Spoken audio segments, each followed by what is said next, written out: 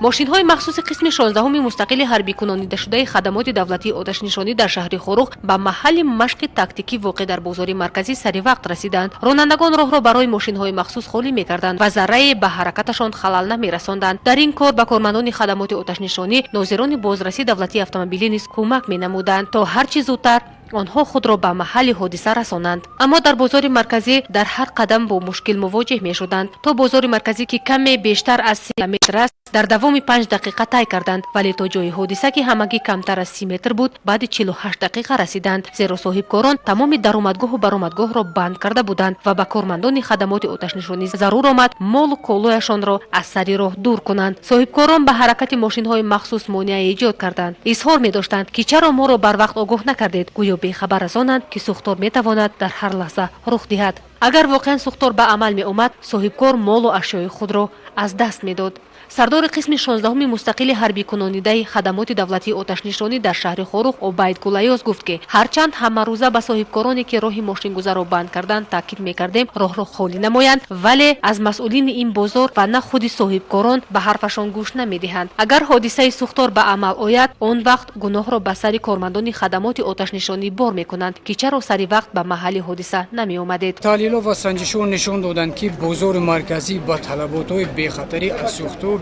تماما جوابگو نبوده، از طرف برخی از صاحبکاران و برخی از فروشندگان راه‌ها و گذرگاه‌های داخل بازار خودسرانه محکم کرده شده.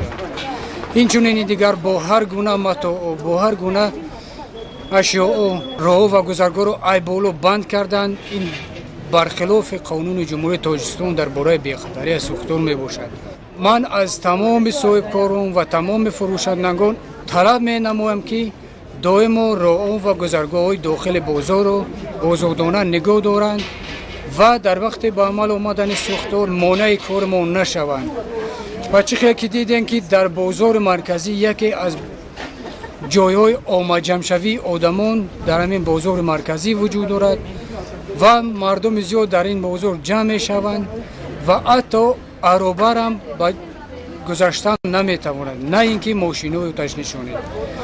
و یگانه جایی که برای گرفتن آب به مقصد خاموش نمودن سوختار از دریا ما کارمندان خدمات آتش‌نشانی جای آبگیری سنی را تشکیل کردیم که از طرف برخی از سوداگران، برخی از صاحبکاران جای امو آبگیری سنی بازم ویران و ولنگار کرده شده.